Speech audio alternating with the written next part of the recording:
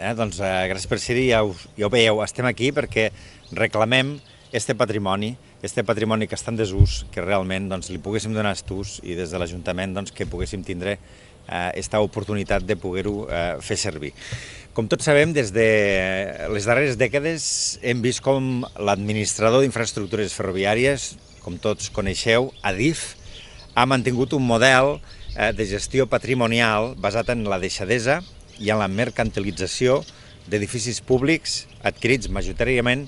per expropiació i finançats amb recursos de tota la gent, de tots els contribuents. Aquesta manera d'actuar d'Adif ha comportat una pèrdua de patrimoni públic ferroviari col·lectiu, a la vegada que s'allunyava del bé comú. Tant dels governs del Partit Popular com del PSOE han fet d'Adif una entitat orientada a fer negoci amb la venda de sòl i actius immobiliaris, sense cap compensació territorial i ni cap compromís amb els municipis afectats. Només l'any 2024 Adif va ingressar 384 milions d'euros per esta via, la xifra més alta de la seva història. Avui estem davant de l'estació de tren de Campredó, un exemple de com Adif prefereix deixar deteriorar el patrimoni abans que donar-lo o cedir-lo a un preu simbòlic a l'Ajuntament per fer-ne un ús social. Fa més de 15 anys que Esquerra Republicana reclamem als governs espanyols la conservació, la rehabilitació i el traspàs dels edificis de l'estació a l'Ajuntament. I no defallim perquè com més temps passa, més ruïnós està este patrimoni, que hauria de poder ser aprofitat per la població. Així, el passat mes de desembre, Esquerra vam registrar una moció al Senat exigint la seva conservació, el manteniment immediat i la transferència de l'estació a l'Ajuntament per un preu simbòlic, per €1, amb l'objectiu de que se pugui destinar a equipaments culturals, socials, turístics o associatius de caràcter públic i comunitari. I per últim, la moció també reclama al Ministeri de Transports la redacció i l'aprovació d'un pla estatal de preservació del patrimoni ferroviari que estableixi criteris clars de protecció, reutilització social i cessió o transferència d'equipament ferroviari en desús a l'Ajuntament. A més de Campredó, a les Terres de l'Ebre coneixem ben bé els casos perquè en tenim d'altres, com les estacions de Benifallet i Aldover, situades a la Via Verda, per les quals el Consell Comarcal del Baix Ebre, a més de fer-se càrrec del manteniment, paga un arrendament anual elevat. També hi ha el cas de les estacions de Horta de Sant Joan i Arnes, Lledó, ubicades a la Via Verda, per les quals l'Ajuntament d'Horta paga un lloguer anual. L'Ajuntament espera respostes d'Adif des de fa massa anys a una proposta de valoració de les estacions que voldria adquirir i arreglar. Per conèixer el que fa Adif amb les estacions de tren en desús a les nostres Terres de l'Ebre, el grup d'Esquerra Republicana vam registrar 4 preguntes per escrit al govern espanyol on demanàvem saber quants immobles ferroviaris havia venut Adif a la província de Tarragona en els darrers 15 anys, any per any i municipi per municipi, indicant per a cada immoble venut l'import de la venda, també com s'havia subhastat, especificant quins van ser adjudicats i quins van quedar deserts, quins han cedit mitjançant conveni als ajuntaments, consorcis o altres ens locals. I per últim també saber si Adif disposa d'algun pla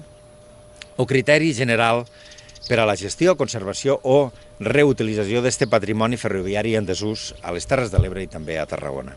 A la resposta del govern espanyol només dona dades generals, contestant que durant els darrers 15 anys Adif ha venut 10 immobles a la demarcació de Tarragona, 6 dels quals mitjançant subhasta, i també que s'han arrendat 16 immobles concertats amb les administracions. Davant d'esta insuficient i poc transparent resposta del govern espanyol a les nostres preguntes, el grup parlamentari d'Esquerra presentarem davant de la mesa del Senat una sol·licitud d'empara amb disconformitat amb la resposta del govern espanyol per falta de concreció en allò que se li demanava. A l'espera d'aquest debat, d'aquesta moció al Senat, Esquerra també hem sol·licitat una reunió a la gerència de l'àrea de patrimoni i Urbanisme d'Adif, on hi hagi també la presència dels alcaldes de Campredó, Horta de Sant Joan i el president del Consell Comarcal del Baix Ebre per reclamar el traspàs dels equipaments ferroviaris. Per tant, des d'Esquerra Republicana denunciem que tant amb els governs del PSOE com amb els governs del Partit Popular, Adif ha actuat amb certa arbitrarietat, falta de diligència i manca de criteris clars respecte al manteniment, venda i cessió de les estacions ferroviàries en desús. Per això demanem un canvi de criteri d'Adif i del govern espanyol i que l'objectiu no sigui fer el negoci amb les estacions pagades amb els impostos de tothom, que l'objectiu ha de ser conservar aquestes estacions sense que això suposi una càrrega pels ajuntaments que vulguin arreglar-les i gestionar-les, per a destinar-les al bé social comunitari. No podem perdre patrimoni públic ferroviari pel seu deteriorament. Moltes gràcies. Bon dia, moltes gràcies per haver vingut i recollir la nostra opinió. La nostra opinió i el que us volem explicar ara és fruit de 26 anys d'anar reclamant, tant des d'Esquerra Republicana com de la mateixa societat civil, com diferents entitats culturals del poble, la reutilització de l'estació. És un edifici que data del 1900, és un edifici que va significar un revulsiu econòmic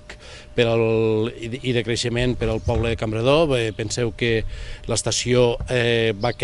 Campredó va créixer arran de l'estació. Campredó vivia en masies disseminades i això va significar un creixement de Campredó, el creixement urbà tal com el coneixem ara, i per tant, per això per al poble de Campredó és tan important. Durant aquests 26 anys hem anat fent diverses accions, accions parlamentàries com Esquerra Republicana també, accions,